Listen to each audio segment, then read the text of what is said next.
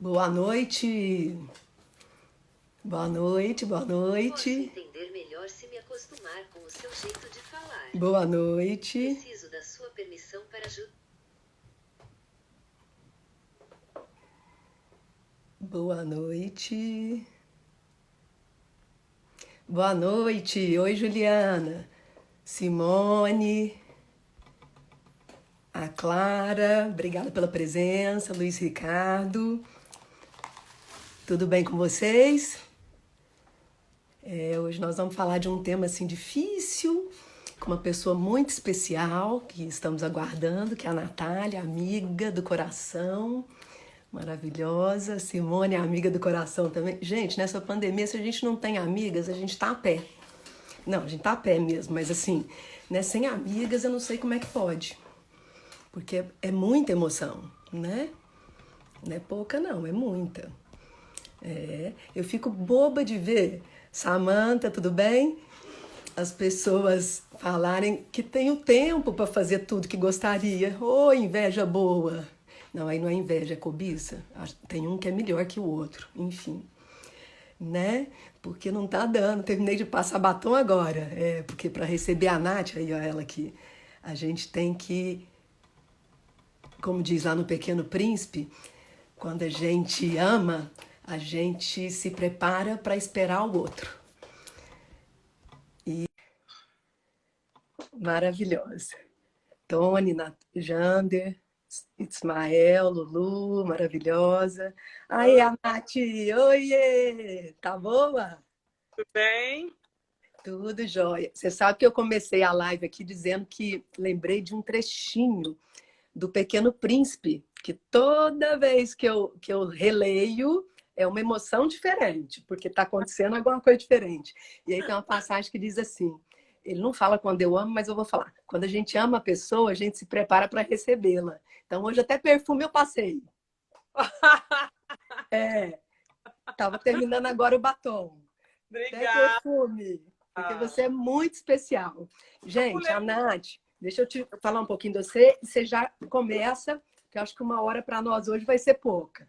Para. Marcelo, obrigada, presença de todos, Hugo, meu irmão. A Natália, ela é bióloga, é também professora da UFO. No doutorado, ela focou em ecologia, em evolução. E o bacana também é que ela é pesquisadora e diretora do Instituto Onça Pintada. Uma pessoa que é diretora de um lance com o nome desse só pode ser gente do bem, né? E ela, junto comigo, participa, e isso mudou a minha vida, que bom, para melhor, participa do enxame musical Mães Ensemble, que a gente tem sob a coordenação aí da Juliana Pena, do Cria Canto. Obrigada pela presença, sua linda. É isso, eu que agradeço. Boa noite a você, a todos e todas que estão aí acompanhando.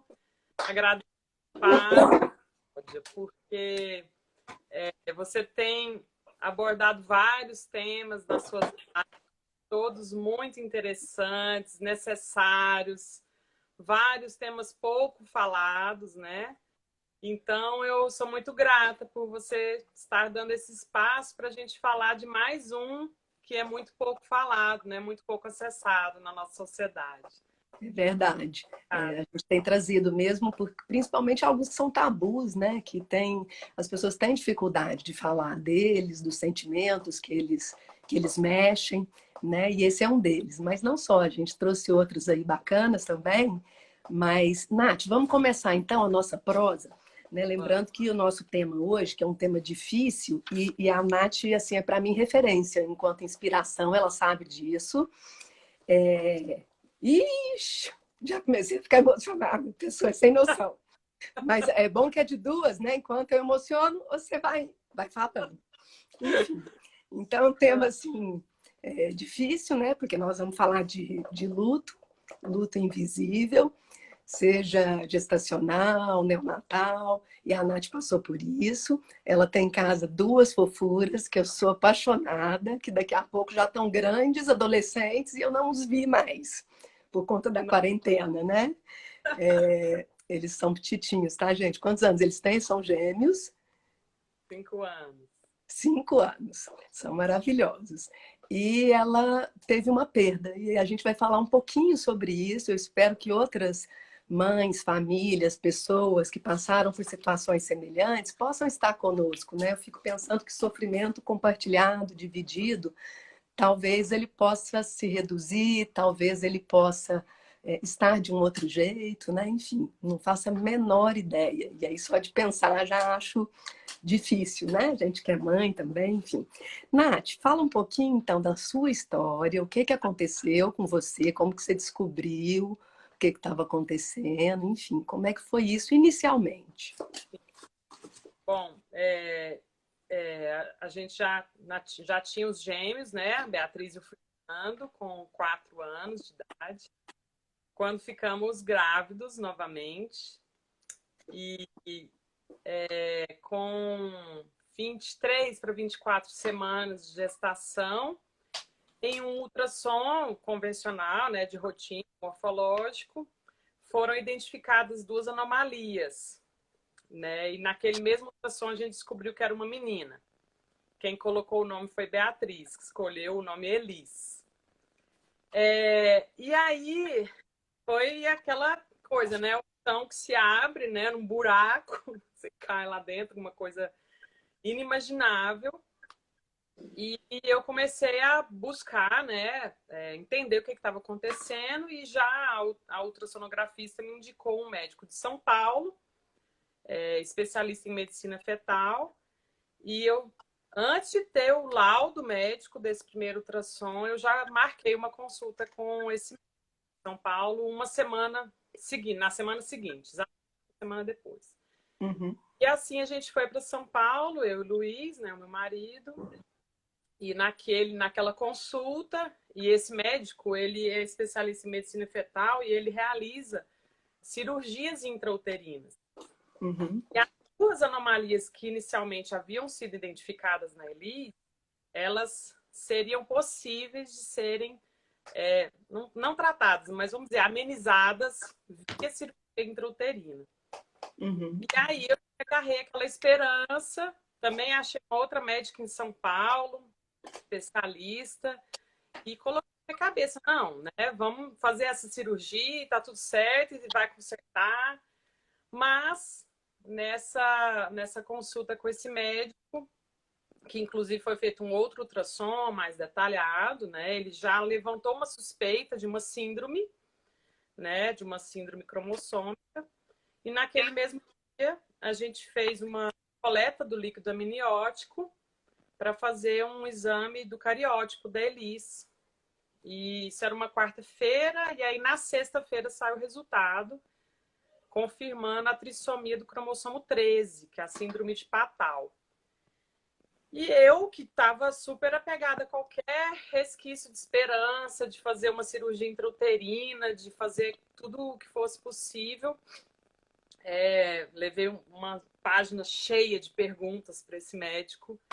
E o fato dela ter essa síndrome, né, que já era um indício no ultrassom, já tirava qualquer possibilidade de uma cirurgia intrauterina, porque é muito delicado, né?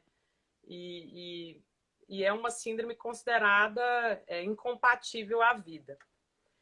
E aí, na sexta-feira daquela semana, eu tive a confirmação desse exame, do cariótipo.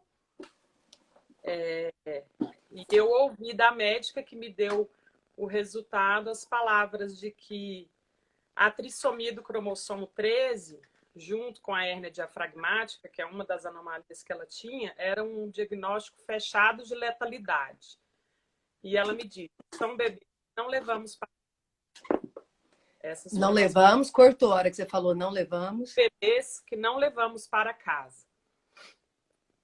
E aí eu passei assim, uns 15 dias mergulhada na tristeza, já vivenciando até o luto, né? Hoje eu consigo analisar que parte do meu luto, do nosso luto, né? Eu vivi na gestação, chorando todos os dias, muito, muito triste.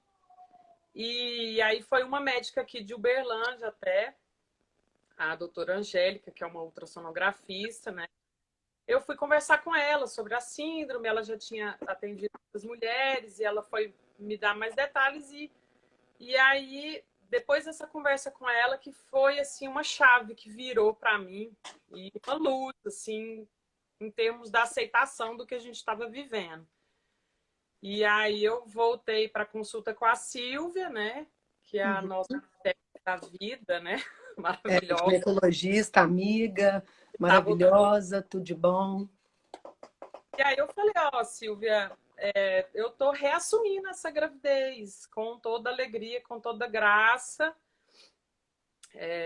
E aí foi curtir, né? Então, aí que eu fui, assim, me aprofundar em todos os sentimentos bons que uma gravidez traz. Eu amo estar grávida e curti muito a Elis, né? Então, cada tapinha que ela dava aqui, cada chute era comemorável. Eu comia chocolate, porque eu sabia que ela provavelmente não ia ter a chance de experimentar. E eu dancei, fiz yoga, cantei, remei, então tudo que eu pude fazer. E aí ela, no dia 16 de janeiro, nasceu. Peraí, antes de você contar que ela nasceu, deixa eu contar um pouquinho a minha experiência, por ser sua amiga, estar junto com você, a gente, né, no enxame musical, mas você não compartilhou conosco, com todo mundo, né? E assim, o tanto que isso para mim também teve impacto no sentido de pensar, nossa, mas como é que ela carregou isso? Claro que com seus familiares, com muita gente próxima, mas assim, sem contar para nós e com tanta alegria, a gente fez lá um chazinho, né, para você. A gente pintou a barriga, né, aquele barrigão que você tava linda de morrer, a gente cantou juntas, né? Então assim, tudo isso eu fiquei sabendo, eu estava viajando, você sabe, né? Você lembra? Eu estava na estrada, a gente estava saindo de férias, foram as férias de janeiro. Era janeiro. As férias de janeiro. E eu estava na estrada quando eu fiquei sabendo. E assim, nós fomos a estrada toda conversando, eu e o Ricardo, os meninos, falamos muito de você, de tudo que você significa, assim, de admiração, de superação, né? Mas também, com certeza, né? De muito sofrimento, tudo isso, né? Esses sentimentos que você está aí trazendo, que eu imagino que sejam múltiplos e contraditórios, né, Natália? Eu acho que não é assim, né? Isso ou aquilo, né? Imagino eu, que são muitos. Então, só para contar para as pessoas que, além de tudo, a maior parte de nós, mesmo mais próximas, né? Mas não tanto quanto família, mas próximas, eu sei que só ficamos sabendo depois, né? E nós comemoramos muito essa gravidez, essa barriga, né? Acho que você talvez tenha feito uma escolha assim difícil, mas muito interessante, né? De curtir e por isso não falar, porque senão a gente olhar para você, talvez, não sei, talvez não. E pensar assim, nossa, mas vai durar pouco tempo, né? Porque nós temos uma coisa do tempo, né? A nossa sociedade, a nossa cultura tem uma coisa assim do tempo, né? Imagina, a gente não sabe nem se vai estar aqui amanhã, mas a gente tem isso, né? Fala um pouquinho, então, Nath, como é que foi Cláudia, essa história? Foi uma opção porque eu senti assim, algumas pessoas aqui das amigas ficaram sabendo, da família praticamente ninguém ficou sabendo, foram assim, né, os meus pais e meus irmãos, então minhas tias, a maior parte da família é de longe. Eu falava, não faz sentido uma pessoa de longe ficar sabendo e ficar sofrendo. É muito delicado. E é muita generosidade sua, né? Poupar as pessoas, você passando aquela situação. Então, assim, é inimaginável para mim. São essas duas coisas, Cláudia. Eu acho que, assim, às vezes, quando eu dava notícia, eu sentia que eu era, assim, uma disseminadora de tristeza, de sofrimento. Eu não queria isso. E também foi perceptível que algumas pessoas, elas acabam tendo o sentimento de pena, de dó. E aquele sentimento não ia me ajudar naquele momento. Não era o que eu estava precisando. Então, como eu não ia saber qual que era o sentimento que as pessoas iam emanar para mim, eu preferia me resguardar e me proteger e simplesmente passar a alegria e a graça que é uma gestação e que foi muito, né, vivida e vivenciada. Uhum. Então, foi uma opção, né, assim, de proteção daquele estado que a gente estava vivendo, né? Uhum.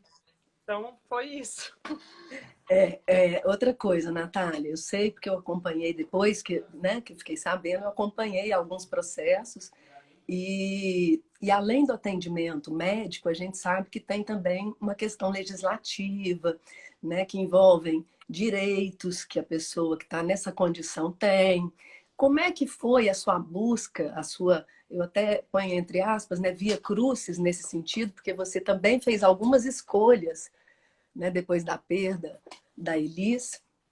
E depois a gente volta um pouco, assim, quando ela nasceu, como é que foi, mas Tá? para você contar também para nós esse aspecto dessa questão da legislação, né? Se alguém tiver aí conosco que tiver passado por isso, ou enfim, eu penso que é super importante porque você fez escolhas diferentes, né? E toda escolha tem ganhos e tem perdas. Por isso que é tão difícil, né, escolher. Então, tem nesse aspecto, Cláudia, eu até tenho participado já de alguns grupos de trabalho para ajudar outras famílias que passem por isso. Não é o meu caso a perda gestacional, mas uma pessoa que tem uma perda gestacional, ela tem o direito de fazer o registro da certidão de óbito com o nome do bebê. E isso, Uhum, por incrível que pareça, apesar de estar na lei, não vem sendo realizado em vários lugares pelo Brasil. Eu esse uhum. problema porque a Elis nasceu com vida, né? Mas é uma batalha que eu já tô com ela segurando essa bandeira, né? Você quer Então, contar como é que foi o nascimento dela, então, antes? E depois a gente fala dessa parte legislativa? pode ser. Bom, então, Isha.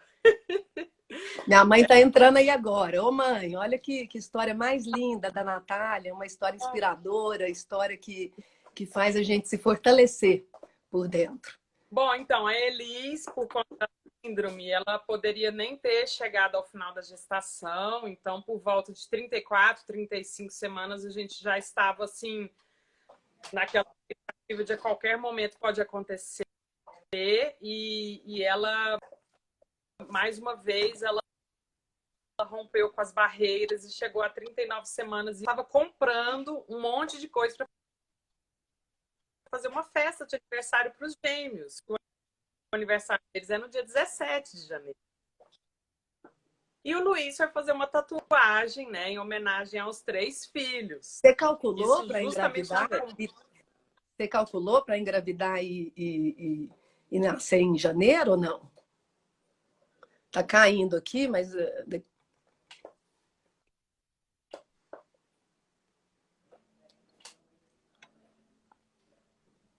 Não, espera um não pouquinho que tá calculei. caindo. Aí, não. Uhum. A Não, Alessandra, Flor, não maravilhosa, aqui calculei. tá colocando que você começou a fazer escolhas desde a gestação, do diagnóstico. Isso aconteceu no seu percurso? Escolheu o quê?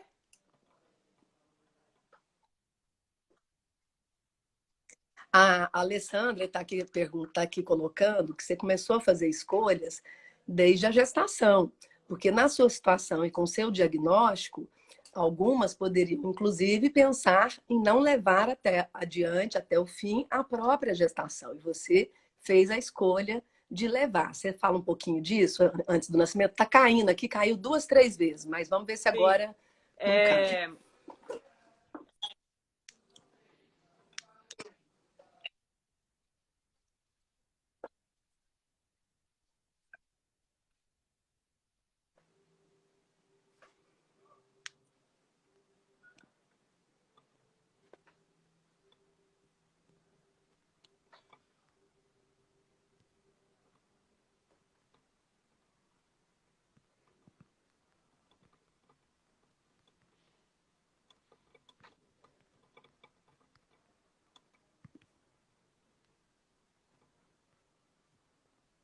Nath, você está próxima do roteador? Que está caindo o seu.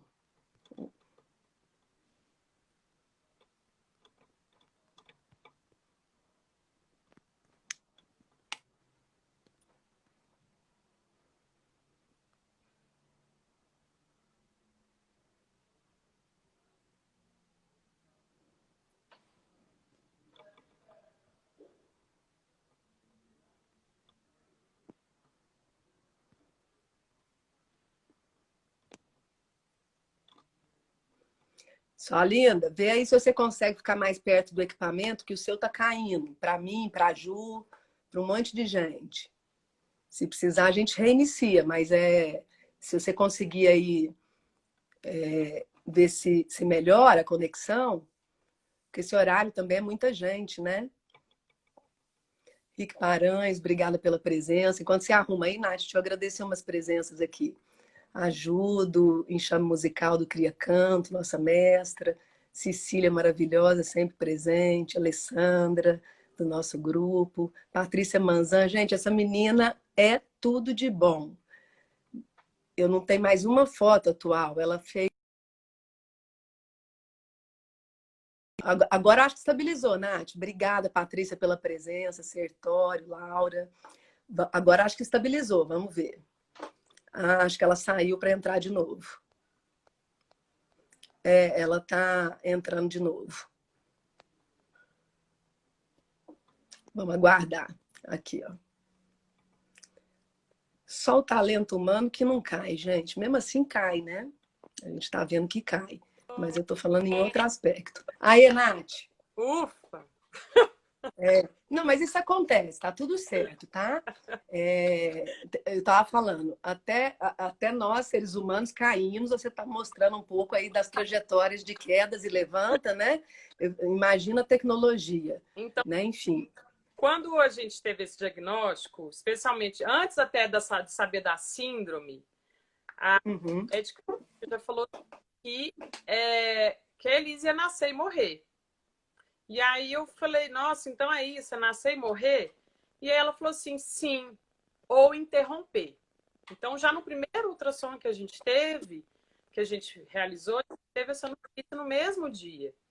E essa possibilidade, de fato, foi colocada para a gente, não somente por ela, mas por outras pessoas que nos apoiaram. E eu, como pesquisadora, comecei a ir atrás, assim, gente, se tiver uma pessoa que sobreviveu com essa síndrome, eu vou me agarrar nessa possibilidade. E os artigos, eles colocavam que existia a indicação de interrupção no caso dessa síndrome, né? Os artigos científicos. Eu cheguei a ir atrás até de uma advogada, porque seria entrar com um processo, né? Não é simples. Mas eu já comecei a até subsidiar essa pessoa com todo o material que eu tinha estudado, mas eu sentia que aquilo ali não era para mim, assim. Eu sentia que eu estava sendo perseguida por nuvens escuras o tempo todo, assim, igual cascão, assim, sendo englobada numa coisa escura, sabe? Num ambiente que não era o meu. E a Elis não parava de mexer na minha barriga, né? Então eu já estava com 24 semanas de gestação quando fechou o diagnóstico. E aí, para mim, eu ficava assim, gente, eu não vou conseguir viver com essa culpa. E eu lembro da Silvia, eu ia até dar uma palestra, a mesma palestra lá do empoderamento feminino, e ela falou assim, não, é hora de você viver. Não é hora de contar e ouvir essa história que você está vivendo agora. E eu falava assim, esse capítulo eu não vou conseguir contar publicamente. Isso é coisa minha. Então, assim, eu não ia conseguir chegar numa plateia e falar, bom, então, gente, aí eu tive essa menina, a gestação, e resolvi interromper. Não ia conseguir falar. E aí eu fui processando. E é claro que eu sei que você... Só um parênteses, Natália. Eu sei que você, como eu, respeitamos decisões outras de mulheres, né? Porque quem somos nós, a gente não sabe o que está na pele do outro, então a gente respeita a escolha, né? Ter, de não ter, né, nessas situações, enfim. Eu acho que é importante a gente falar disso, né? Porque nos persegue muito esses sentimentos também de culpa, julgamento, né? Enfim, historicamente falando. Então a gente respeita, né? Claro. Mas eu percebi que, apesar de ser uma opção, e eu tive acesso à informação, eu tive acesso a essa possibilidade, não era o que estava cabendo no meu coração. No seu sentimento. Então, e foi um embate que eu vivi vários dias do racional e do emocional, tá? O racional eu tenho todo subsídio, né, científico, mas e o emocional, né? Então a gente, por isso que eu falei de reassumir a gravidez, né? Foi reassumir mesmo. E eu a Silvia ainda E perguntou... foi algo da dupla? Foi algo do casal? Vocês conversaram sobre Foi isso? tudo junto, né? E na realidade eu tentava colocar na equação todo mundo, né? Era eu, era Elise, o Luiz, os meninos, né? Qual opção que ia gerar menos sofrimento para todos nós? E aí quando a gente, né, resolveu permanecer com ela, né? E honrarmos essa vida, seja lá o tempo que ela fosse viver, o céu se abriu, assim, foi uma luz, assim, parecia que eu tomei de sinusite, abriu tudo, assim, e eu passei a respirar, né? Foi um alívio, foi assim, aquela... eu não preciso fazer isso. Foi uma mudança total, assim, de energia. E como que você foi, depois que você tomou essa decisão difícil, né? Só tem decisão difícil aí, né? Eu não achei nenhuma tranquila. Enfim, como é que você foi preparando os meninos? Né? Quer dizer, com uma idade tão pequena, eu acho que isso é super importante da gente falar, porque uma coisa é você conversar com um adolescente, com uma pessoa adulta. A outra é com... Eles estavam com 4 anos? No contexto? 4 ou 5? 4. 4 anos de idade, 2 gêmeos, né? Sim. Você foi conversando como com eles? Então, eu optei por não deixar tudo às claras, assim, né? Primeiro que eles estavam no primeiro ultrassom. Eles me viram chorando, eles viram o meu sofrimento e eu falei, ó, a nenenzinha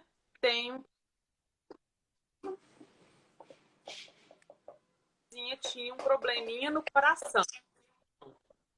Aí ultrassom, e aí chegando mais próximo, assim, mas eu sem determinar nada, não sabia, ela poderia sobreviver dias, horas, meses, né? A gente não tinha nada de certeza. E aí eu falei, ó, talvez ela vai precisar de ficar um pouco no hospital. E aí a Beatriz, primeiro, falou, eu quero ficar com ela, né? É porque ela tinha vivenciado a questão da apendicite, de tirar o apêndice, de ter ficado internada, né? Então, a primeira coisa que a Beatriz falou foi de querer ficar com a irmã, né? Então, assim, eu preparei dessa forma, de uma forma muito suave, sem determinar nada, até porque eu não tinha nenhuma determinação, não tinha nenhuma certeza, né? E aí, como eu estava contando do nascimento, ela chegou a 39 semanas e um dia. Eu comecei a sentir mais dor assim logo cedo, 5, 6 horas da manhã. O aniversário dos meninos era no dia seguinte. Eu tinha marcado uma festa aqui em casa, só com crianças.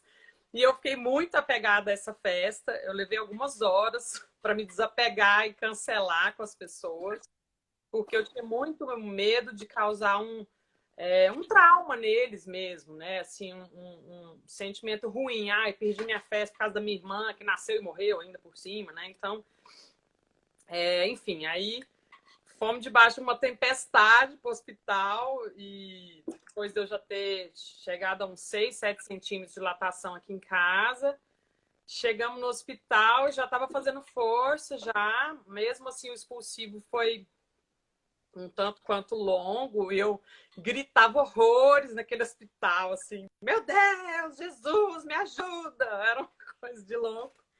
E eu estava acompanhada dos anjos na minha vida, né? De uma equipe, assim, maravilhosa, que realmente, aí emociona, não tem palavras para agradecer. Que era a Silvia, a Alessandra, a Kelly e a Maria. Estão aqui presentes, essas duas maravilhosas. E a Maria Cristina, pediatra, e o Luiz, obviamente, assim, a Maria Cristina nem tocou na Elis, né? Então, no processo todo, Cláudia, eu tinha muito medo da Elis sofrer intervenções desnecessárias que não trariam benefícios para ela, né? Sabendo da situação grave dela, então eu queria que ela ficasse comigo, né? Como eu honrei e fui, né, dei aquela dignidade, respeito àquela vida, eu queria que ela ficasse comigo. Então, ela nasceu, eu estava na banqueta, a Silvia pegou e já me deu, me entregou, e aí os suspiros que ela deu, né, em vida, fora da barriga, né, foram todos no meu colo, né, por menos de 30 minutos. Ela respirava com muita dificuldade, mas não esboçou sofrimento, era uma serenidade, né? Não chorou, não abriu os olhos.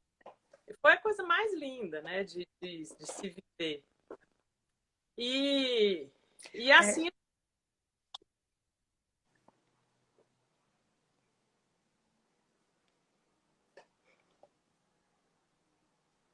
Nath, caiu de novo? Caiu, peraí, voltou. Aqui Só para comentar que foi essa foto, né, que eu recebi. Essa foto e que assim me marcou para sempre, né? Que foi essa foto dela, né? Assim no seu peito. Isso. E os meninos, né? Não, então aí os meninos. Ah, não, ela tava só ela. Então, é naquela foto que foi a forma como a gente resolveu dar a notícia, né?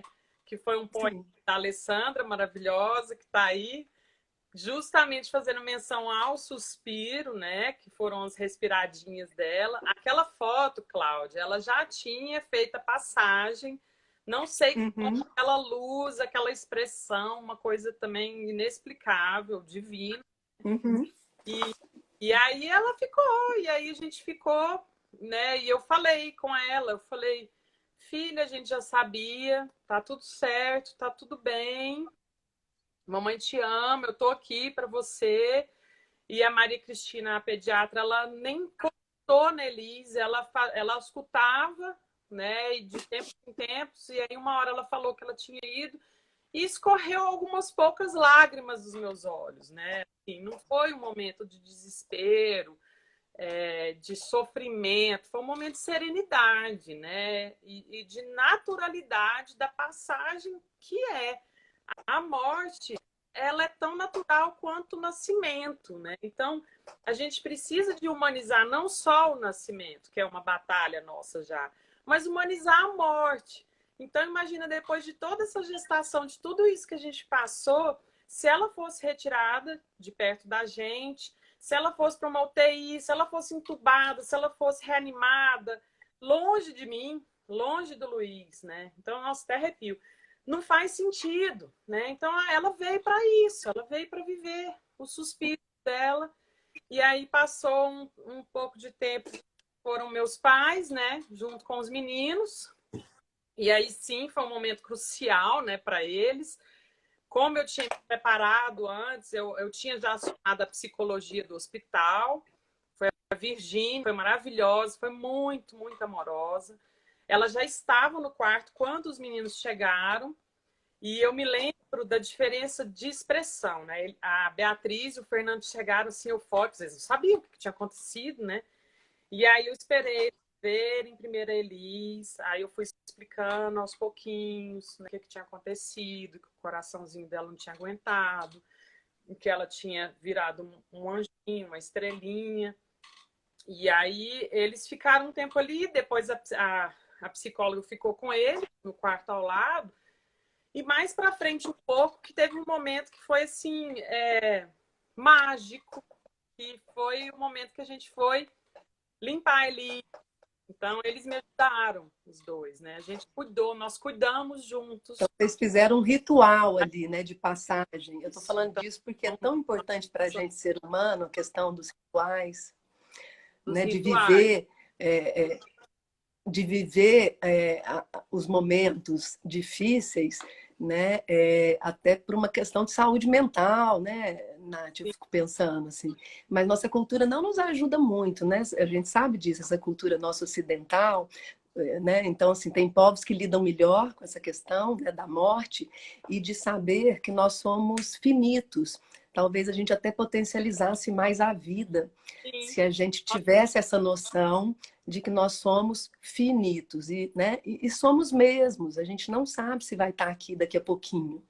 Né? O Fernando Pessoa, maravilhoso, já dizia, somos cadáveres adiados, mas a gente não incorpora muito isso. Eu vejo que é como se tivesse algo à parte, distante, né? Então, assim, mais difícil, né? Quando a gente não tem essa noção de que a morte compõe a vida.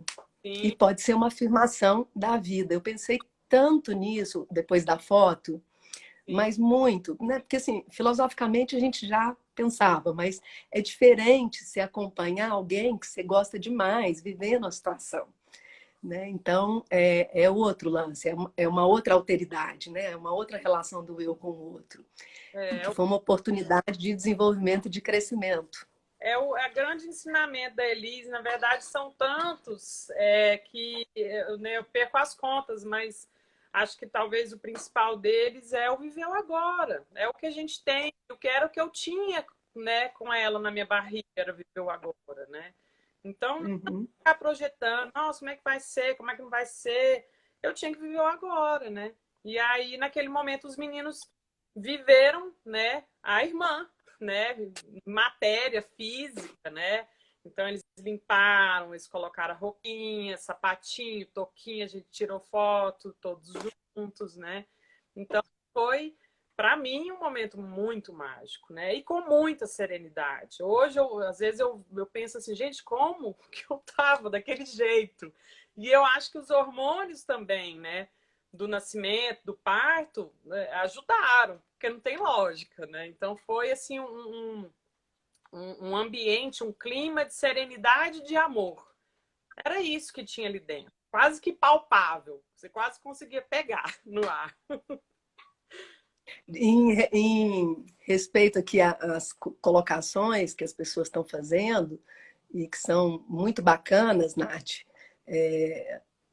se não puder mencionar nome, alguém que falou alguma coisa fala para nós que a gente não menciona, a gente fala da questão sem mencionar, mas assim, tá tudo aqui, né, entre nós e do ponto de vista que a gente conversa aqui, fica aqui, né, enfim, fica aqui na live para todo mundo, mas a Ticiana Magalhães está dizendo, né, se aceita bem como finita, como em andamento para o fim, isso não é dramático, mas a dor de perder um filho, né, ela diz, tem arrasado e, ao mesmo tempo, dado força, né? Essa coisa que a gente comentou dos sentimentos, às vezes contraditórios, né? E múltiplos diante da dor, do sofrimento.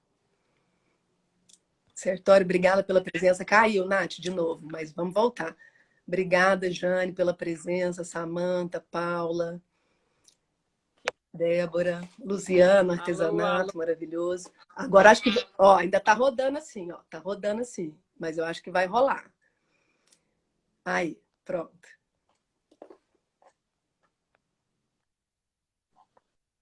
Voltou. Voltou? Agora voltou. Mas é uma dor e é uma situação assim inimaginável, que ninguém imagina. Ninguém fica grávido e pensa, grávida e grávido, né, o casal, e pensa, e se acontecer isso, eu perder? Ninguém pensa, é o inimaginável. E é uma dor que eu acho que é necessário ser vivenciada. E aí que vem a invisibilidade do luto, né? Então é um luto invisível, especialmente de perdas gestacionais, apesar de eu não ter vivido, né? Mas que está no grande grupo, porque você não conviveu com aquela pessoa. Então, como que você sente saudade? Na verdade, é um luto daquilo que você não viveu e é daquilo que você projetou. Então, a partir do momento em que você fica grávida, você projeta um monte de coisa, né? Você já está vivendo o ser mãe, né? Então, as mães, elas são mães, né? E eu penso que quando a gente passa por isso, a gente precisa se permitir ver essa dor, viver esse sofrimento, porque é dele que vai dor que é proporcional a amor. É muita dor porque tem muito amor. Então, eu acho Mas é que interessante a esse gente. seu jeito de enxergar também. Esse jeito Sim, diferente de enxergar, né? Porque, assim, é aquela história, né? A escolha que tem ganhos e perdas, mas você faz uma escolha de viver o contexto, com ganhos e perdas, né? E a Laura está aqui dizendo que viveu uma situação, ela perdeu uma bebê, a sensação de luto volta de tempos em tempos, quer dizer, não é algo também linear, né, Nath? Eu acho que é importante a gente falar disso, de que a vida, né, é altos e baixos e as perdas também, né? Então, assim, imagino eu que deva voltar, talvez de um outro jeito, né? Essa história. Toda. Sim, eu tenho gostado muito de estudar esse tema, né? Porque eu estou nele, né? Então eu preciso de entender o que eu estou vivendo. E eu vejo assim, não é uma coisa, você vai procurar cura, ou você vai. As pessoas também falam, você vai superar. Gente, não tem como superar a perda de um filho, tá? É insuperável. Você talvez consiga viver, talvez você consiga conviver com aquele sentimento, que vai sempre brotar de volta. Então não é linear, e você vai, tô melhorando, tô ótima. Não. É assim, é montanha-russa. Vai e volta. Tem dias melhores, dias piores. E um dia de cada vez, né?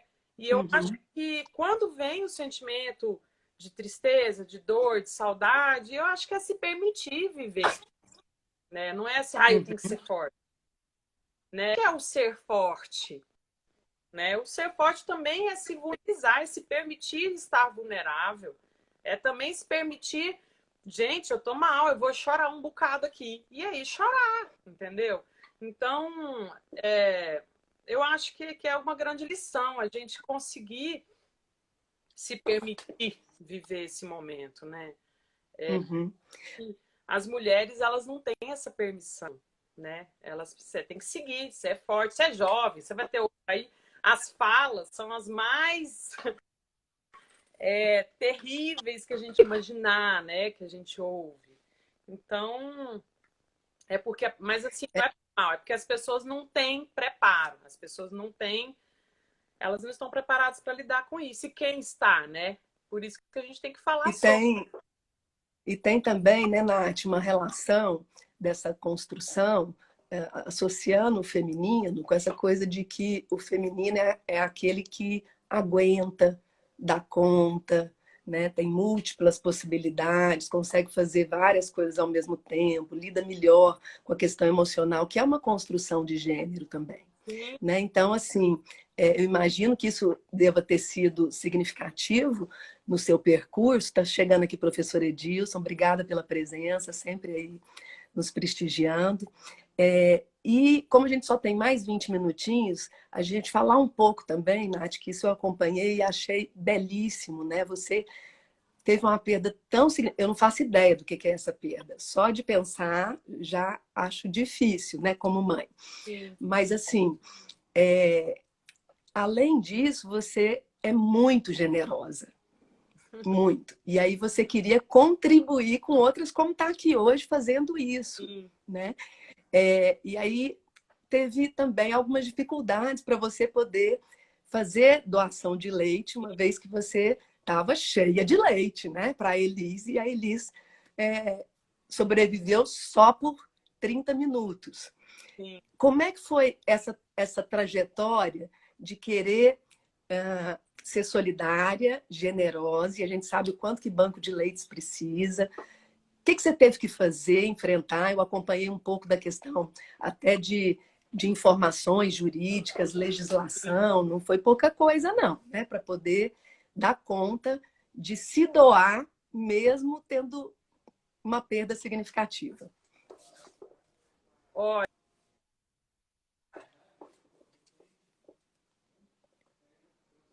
do Ale da época dos meninos, né? E, e aí, depois de 3 dias do nascimento da. O leite desceu depois de 3 dias, e para mim, e fazer a doação. E assim, eu cheguei até o banco de leite e fui surpreendida, né, com a resposta de que era proibido, né, que não era permitido receber esse leite. E aí foi muito revoltante, foi uma frustração enorme inicialmente, e aí eu já comecei a realizar as pesquisas, descobri uma matéria falando que outras mulheres não tinham conseguido realizar a doação, uma matéria, né, recente para a época. E comecei a Nesse dia a mobilizar. gente se encontrou aqui na porta de casa e você contou que estava nessa história aí, nessas tentativas. Né? E Me aí eu lembrei agora, o professor Edilson tá... Caiu, peraí, Nath, caiu. caiu. Espera um pouquinho que caiu. É, tá rodando. O professor Edilson tá... Quando cai, eu aproveito para falar das questões. O professor Edilson está aqui compartilhando e eu não sabia, professor Edilson, que a mãe dele perdeu um irmão dele, mais velho, então a mãe perdeu um filho, irmão dele, com 23 horas de vida. E ele era alguma doença, professor Edilson? E marcou a vida dela, do pai dele, profundamente, e eu imagino que até a sua, né, Edilson? Então ele está aqui compartilhando conosco. Nossa. Agora voltou. Bom, mas aí eu comecei a mobilizar meus contatos, né? E descobri que realmente não tinha uma mulher, uma mãe que tinha conseguido realizar a doação. E mobilizei o Ministério Público, né? Fui no Ministério Público, fui na Anvisa também, que é a agência reguladora, né, dos bancos de leite. Fui não, né? Entrei em contato através dos canais. E aí, depois de todo esse turbilhão, né, causado, acho que viram que eu não ia ficar quieta mesmo. E enquanto isso, eu fui tirando o leite congelando, né? Porque eu tinha certeza que eu ia conseguir, de algum jeito, eu ia conseguir doar aquele leite.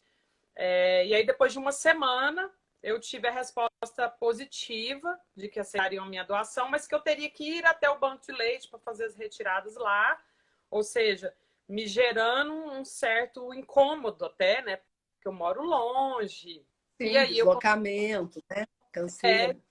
e aí eu consegui negociar, né, entre aspas, que eu pudesse ir só uma vez ao dia. E os outros momentos eu tirava em casa, congelava e levava.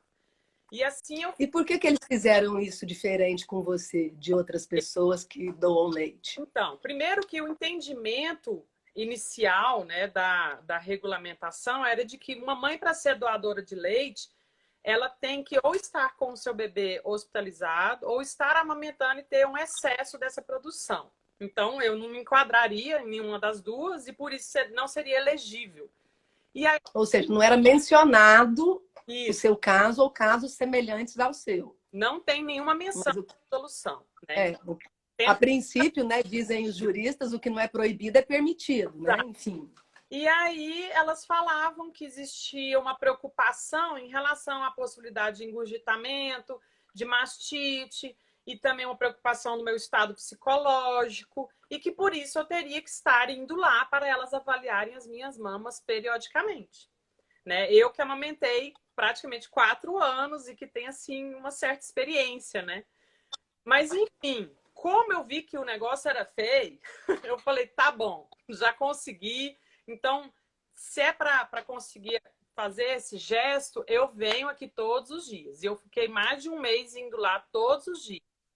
E aí depois eu conversei com a coordenadora e falei, olha, tá ficando muito pesado para mim. Além de ter que deslocar, vivenciar um monte de bebezinho recém-nascido. Teve um dia que foram 4, né? Porque no banco de leite tem o acolhimento de mulheres que têm dificuldade de amamentação.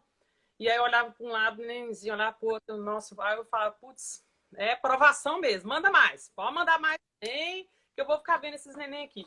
Mas eu faço graça, só que essa é uma forma completamente errada de realizar um acolhimento de uma mulher que acabou de perder o seu bebê e que quer fazer um gesto para um bem maior com aquele leite que está básico, né? Parece óbvio e Parece, básico, né? mas só que não. Está enfrentando isso. Mas isso, enfim, são capítulos mais para frente que a gente ainda vai brigar por esse acolhimento decente.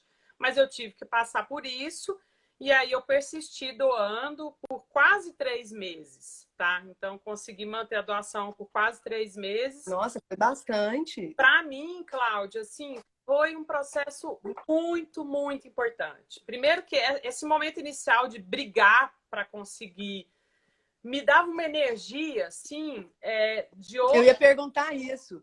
Se focar sua atenção nessa questão da generosidade, fazer pelo outro, se não aliviava, se não, né, se não era bom também. Eu ia perguntar exatamente isso, aí você respondeu. Chegou aqui, ó. Muito boa, que me movimentava, era um vínculo que permanecia com a Elis e que me trouxe um conforto muito maior para vivenciar o luto. E eu acho que é importante também pontuar não só a questão da generosidade, que é lógico que pega muito, mas a questão do direito da mulher de fazer o que quer com o corpo dela. Então, foi isso? Exatamente. E ser bem acolhida. A gente sabe que tem profissionais da saúde excelentes, inclusive tem alguns aqui conosco, né? Agradeço a presença da Silvia, terapeuta de florais, a outra Silvia nossa, que é, né, médica maravilhosa, ginecologista, né? Enfim, tem muito profissional da saúde de excelência, a gente sabe disso. Mas tem gente que também não tem o preparo adequado, né, Nath? Eu fico pensando, quer dizer, diante de uma situação de fragilidade, uma situação delicada como essa, o acolhimento, a escuta ativa, sem julgamento, sem preconceito, sem dificultar, é outra, né? É outra história. Né? Então, eu penso que isso é importante você colocar, e a questão do direito que as mulheres têm, com leveza, né? Sem tanto obstáculo, porque senão também algumas podem desistir, desanimar e fazer aquilo que é contrário ao seu desejo. E assim, eu acho também que foi até uma conversa que eu tive com a coordenadora do Banco de Leite, que ela falava assim, a gente não pode estimular. E eu falava, olha, não é uma campanha de doação de leite, é uma possibilidade que a gente precisa de ofertar para essas mulheres, porque normalmente, simplesmente, elas recebem a medicação, elas são enfaixadas, elas não têm nenhum tipo de informação e nem opção. E muitas vezes lidar com aquele leite que desce, que está empedrando, que gera mastite, gera uma série de problemas físicos e psicológicos, é muito pior. É simplesmente uma opção que é colocada para a mulher nesse momento, né? Então, acho que assim, as equipes precisam também se informar a respeito disso, porque o mais convencional, mais normal, é simplesmente toma aqui esse remédio e enfaixa esse efeito, né? E esquece isso que passou, de preferência toma um monte de remédio, né? Nem vê o bebê que morreu, não acessa aquilo, né? Bola para frente. E que certamente tem relação com aquilo que a gente conversou antes, que é essa construção e essa invisibilidade da morte, da perda, né? Que é diferente da construção do nascimento, da vida, né? E sendo que uma sem a outra não existe. Não. Mas ainda assim, o quanto é tema tabu, né? E aí eu fico pensando que o acolhimento também se impacta. Sim, com certeza. Nath, sim, como a gente só tem mais, agradecer também esse Luiz aqui, ó, é Luiz Ricardo? Ele está participando também ativamente. Diogo, Borja. Ai, sua linda, que saudade de você! Faz coração pra tia. Faz coração pra tia. Faz coração pra tia. Gente, ela ficou em casa um dia inteiro junto com o irmãozinho lindo e eu fui dar banho nela, preciso contar isso, porque é muita emoção. E eu sou do tipo prática, né? Tudo meu é rapidinho, para ontem, pá, né? É estilo. Aí dei aquele banho rápido, né? Bem dado, né? Passei tem bonitinho no cabelo para depois pentear massinho e tal. Mas foi, oi, seu lindo! Ai, que saudade desses dois! E aí ela terminou o banho e ela falou assim para mim: nossa, tia, você dá banho rápido, né? A minha mãe é mais lenta, alguma coisa desse tipo, assim, gente, mas eu ria. E eu pensei, então, mas a tia é assim mesmo. Enfim, achei muito top. Ela é maravilhosa, né? Ela, ele, os dois, assim, foi muito assim, bom e prazeroso estar com os dois. A gente vai marcar de novo, viu? Pós-pandemia. Aguenta a mão que a gente vai marcar. Hoje eu tô de camiseta, ó. Ai, que linda! Que massa, Nath! Deixa eu te contar uma coisa. Olha que linda a camiseta, eu quero. Olha que maravilha. Educativo, preventivo, pedagógico. Ah, eu quero. Peraí, é de um dos grupos. Dos grupos que você participa? Que caiu aqui. É um dos grupos que você participa. Espera aí que caiu. Agora voltou. Enquanto tá caído, deixa eu te mostrar, porque toda vez eu venho fazer live, ninguém nem imagina o que tem na parte de baixo, que aparece só de cima. Enquanto tá caído, eu vou contar isso. Porque tá caído, tá? Aí, daqui a pouco volta. Aí, Nath, hoje, em sua homenagem a esses dois lindos que eu sou apaixonada, eu vim de vestido. Então, hoje as pessoas sabem a parte de baixo. Aqui, ó, lugar de mulher é onde ela quiser. Inclusive, os direitos da mulher, nessa situação que a Nath está apresentando para nós, com toda a emoção dela. Aí, ó, papel. Tem chinelinha. Hoje eu mostro tudo, ó. Chinelinha rosa combinando... Aqui, cadê a chinelinha rosa? Chinelinha combinando com o escrito da música, porque eu nunca posso mostrar, né? Assim, a parte só aparece, né? Live só aparece aqui, assim, né? Ainda tá caído, viu? Por isso que eu tô conversando, porque nós só temos mais 4 minutos e tá caído. Mas a gente vai conseguir fazer um encerramento com você.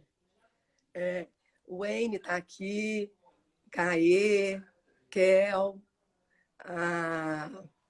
deixa eu ver quem mais. Vai falando, aí eu vou vendo se dá uma mexidinha aí, eu saio e entra de novo para você fazer um encerramento, que a gente quer só as palavras finais. E, ó, enquanto você vai e volta, lembrar... Aí, ela voltando, ó. Isso. Vamos ver se agora deu certo. Enquanto você vai e volta, Nath, você me lembrou demais o mito de Sísifo da filosofia, né? A gente da área de humanas, a gente sempre pensa nele. Vamos ver se... Não funcionou. Agora voltou. Agora voltou. Eu só queria dizer que essa camiseta é do grupo do Luto à Luta, é um perdas gestacionais neonatais. Eu também tenho recebido muito apoio e acolhimento do grupo Casa Mães para Sempre e do grupo Transformação de Araraquara. Existem vários grupos pelo Brasil muito importantes para dar esse apoio para as pessoas. E existem vários livros também. Eu separei alguns aqui, não sei se dá tempo aí, alguém fala. Ainda tem 3 minutos. Tá. Esse aqui é um livro maravilhoso, tá? Ele é um livro mais para equipe. Como lidar? Luto perinatal. É da Heloísa Oliveira Salgado, tá? Tem um outro lindo também, esse aqui, ó, Mila Goitacás, Até Breve, José. Ô, Nath, olha que bacana, a Silvia, terapeuta de florais, está prescrevendo Rescue e aroma pra gente. Maravilhosa! Ai, que delícia! Só gente maravilhosa aqui. Da Araceli Moreira. Terminei de ler ele antes de ontem, tá? São livros muito especiais, dado muito também. A poder passar por isso, né, de uma forma mais leve, de seguir em frente, de conseguir contar a nossa história e tentar ajudar outras pessoas, outras famílias a passarem por isso de uma forma mais suave, né? Porque realmente não é fácil, não. Nath, como falta 1 minutinho, enquanto você foi falando, eu fiquei pensando em tudo que você mobiliza, assim, de bom na gente. E aí eu já puxei aqui o tambor do lado, pensei naquela musiquinha que foi que me veio na cabeça. Você é luz, é raio, estrela e luar. Sabe qual? Do Vando? Bem breguinha, antiga. Foi a que veio na minha cabeça, né? Deve ter séculos que eu não ouço isso. E eu queria que você terminasse cantando comigo isso. Pode ser? É 1, é 2, é 3. Obrigada por tudo maravilhoso. Você é luz, é raio, estrela e luar. Manhã de sol, meu iaiá, meu ioiô. Ai, que emoção. Você é muito linda. Obrigada. Você inspira tudo de melhor na gente. Obrigada. Obrigada a presença de todos, a participação.